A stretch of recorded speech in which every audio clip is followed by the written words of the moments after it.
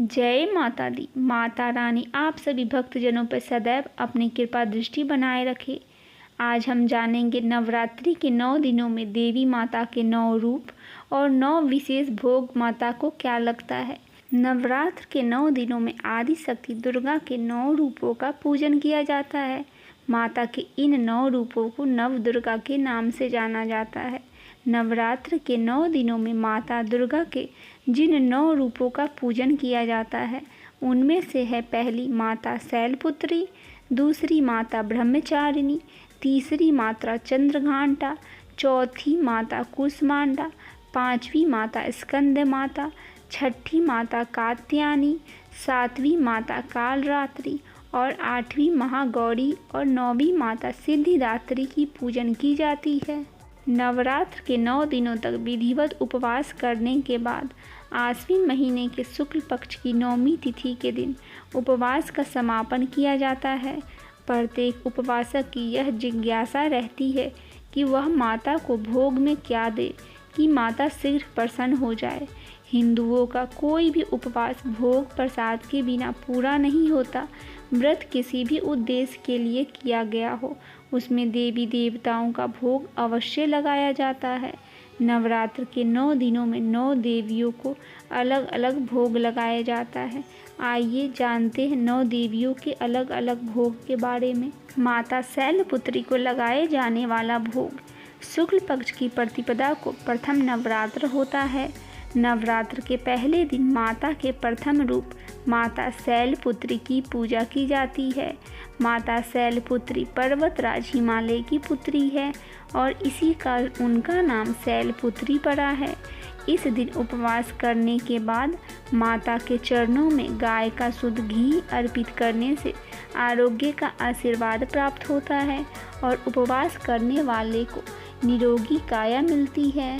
श्री दुर्गा के द्वितीय रूप माता ब्रह्मचारिणी की पूजा की जाती है। माता इस रूप में तपस्विनी रूपा होती है। माता पार्वती ने भगवान शंकर को पति के रूप में पाने के लिए तपस्या साधना की थी। उसी रूप के कारण उनका नाम ब्रह्मचारिणी पड़ा। इस दिन माता ब्रह्मचारिणी को प्रसन्न करने के लिए उनको शक्कर का भोग लगाया जाता है।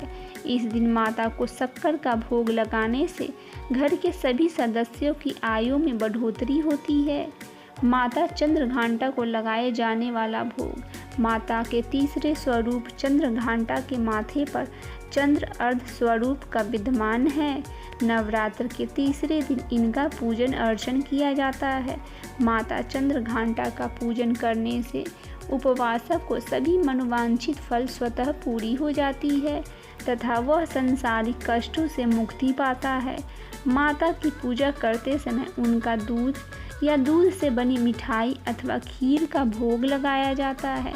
भोग लगाने के लिए एक थाल ब्राह्मण के लिए भी निकाली जाती है। ब्राह्मण को भोजन के साथ साथ दक्षिणा आदि भी देनी चाहिए। माता चंद्रघंटा को खीर का भोग लगाने से उपवासक को दुखों से मुक्ति मिलती है और उसे परम आनंद की प्राप्ति होती है। माता कूष्मांडा को लगाए जाने वाला भोग नवरात्र के चौथे दिन माता कूष्मांडा की पूजा की जाती है। यह माता का चौथा रूप है। एक मान्यता के अनुसार ब्रह्मांड की उत्पत्ति माता कूष्मांडा के उदर से हुई थी। नवरात्र के चौथे दिन इनकी पूजा आराधना की जाती है। चौथे नवरात्र को जो जन पूर्ण विधि विधान से उपवास करता है उसकी सभी रोग शोक नष्ट हो जाते हैं। माता कूष्मांडा की पूजा करने के बाद इस दिन उनको मालपुए का भोग लगाया जाता है। यह प्रसाद मंदिरों में भी बांटना चाहिए। इस दिन शुभ रहता है। इस दिन माता को मालपुए का भोग लगाने से माता प्रसन्न होकर उपवासक की बुद्धि का विकास करती है और साथ साथ निर्णय करने की शक्ति में भी बढ़ोतरी होती है। नवरात्र के 5वें दिन माता स्कंद माता की पूजा की जाती है। माता स्कंद माता कुमार कार्तिकेय की माता है। 5वें दिन माता के इस रूप की आराधना करने से उपवासक को स्वतः ही सभी सिद्धियां प्राप्त होती है। इसे पूरे दिन उपवास करने के बाद माता को केले का भोग लगाया जाता है। इस दिन माता को केले का भोग लगाने से शरीर स्वस्थ रहता है और निरोगी काया मिलती है। माता कात्यायनी को लगाए जाने वाला भोग। माता कात्यायनी माता दुर्गा के छठा स्वरूप है। आश्विन महीने की षष्ठी तिथि को माता के इस रूप की पूजा की जाती है। माता कात्यायनी ऋषि कात्यायन की पुत्री है। माता को अपनी तपस्या से प्रसन्न करने के बाद उनके यहाँ माता ने पुत्री रूप में जन्म लिया। इसी कारण वे कात्यायनी कहलाई।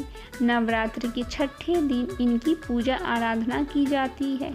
इस दिन माता को शहद का भोग लगाया जाता है। माता कात्यायनी को शहद का भोग लगाने से उपवासक को आकर्षण शक्ति में वृद्धि होती है।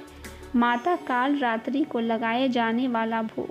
सप्तमी तिथि को माता काल रात्रि की पूजा की जाती है।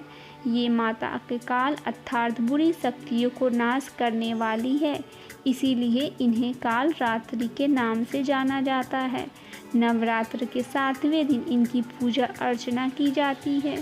इस दिन साधक को पूरे दिन का उपवास करने के बाद माता को गुड़ का भोग लगाया जाता है। इसी भोग की एक थाली भोजन सहित ब्राह्मण को दान दक्षिणा देनी चाहिए। इस प्रकार माता की पूजा करने से व्यक्ति पर आने वाले शोक से मुक्ति मिलती है। उपवासक पर आकस्मिक रूप से आने वाले संकट भी कम होती है। माता महागौरी को लगाए जाने वाला भोग। श्री दुर्गा अष्टमी के दिन माता के 8वें रूप की पूजा की जाती है। अपने गोरे रंग के कारण इनका नाम महागौरी पड़ा है। माता के महागौरी रूप को पूजन करने से माता प्रसन्न होकर उपवासक को हर असंभव कार्य को संभव कर देने का आशीर्वाद देती है। इस दिन माता का भोग नारियल का भोग लगाया जाता है और ब्राह्मण को भी नारियल की दान देना चाहिए। यह माता निसंतानों की मनोकामना पूरी करती है। माता सिद्धिदात्री को लगाए जाने वाला भोग। नवरात्र के 9वें दिन माता सिद्धिदात्री की पूजा आराधना की जाती है। माता सिद्धिदात्री को सभी प्रकार की सिद्धियां देने वाली कही जाती है। नवरात्रि के 9वें दिन इनकी पूजा और आराधना की जाती है। इन्हें सिद्धियों की स्वामिनी भी कही जाती है। 9वीं तिथि को व्रत कर माता की पूजा आराधना करने के बाद माता को तिल का भोग लगाया जाता है। इस दिन कल्याणकारी रहता है। यह उपवासक व्यक्ति को मृत्यु के भय से राहत देता है और अनहोनी घटनाओं से भी बचाता है। आइए एक बार फिर से फटाफट जान लेते हैं नवरात्रि के 9 दिनों में माता के 9 स्वरूपों के अलग अलग भोग क्या है। माता शैलपुत्री की पूजा पहले दिन की जाती है। इस दिन गाय के घी से बनी मिठाइयाँ, हलवा, रबड़ी या मावे लड्डू का भोग लगाना शुभ माना जाता है। दूसरे दिन माता ब्रह्मचारिणी की पूजा होती है। इस दिन शक्कर, पंचामृत, मिश्री तथा चीनी का भोग लगाया जाता है। तीसरे दिन माता चंद्रघंटा की पूजा होती है। इस दिन दूध और दूध से बनी मिठाइयाँ, खीर, बर्फी का भोग लगाना शुभ होता है। चौथे दिन माता कुसमांडा की पूजा होती है। उन्हें मालपुए का भोग लगाना चाहिए। 5वें दिन माता स्कंद माता की पूजा होती है। उन्हें केले का भोग लगाना चाहिए। 6ठे दिन माता कात्यायनी की पूजा होती है। उन्हें शहद और मीठे पान का भोग लगाना चाहिए। 7वें दिन माता कालरात्रि की पूजा होती है। उन्हें गुड़ से बनी चीज़ों का भोग लगाना चाहिए। 8वें दिन माता महागौरी की पूजा होती है। उन्हें नारियल का भोग लगाना चाहिए। 9वें दिन माता सिद्धिदात्री की पूजा होती है।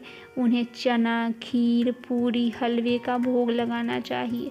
इससे माता प्रसन्न होती है और हमें मनोवांछित फल का आशीर्वाद देती है। अतः पूरे नवरात्रि माता के 9 स्वरूपों की पूजा करनी चाहिए। इससे माता दुर्गा भवानी की कृपा दृष्टि हमारे घर परिवार सहित हम पे भी बनी रहती है। बोलिए 9 देवी मैया की जय, माता दुर्गा भवानी की जय।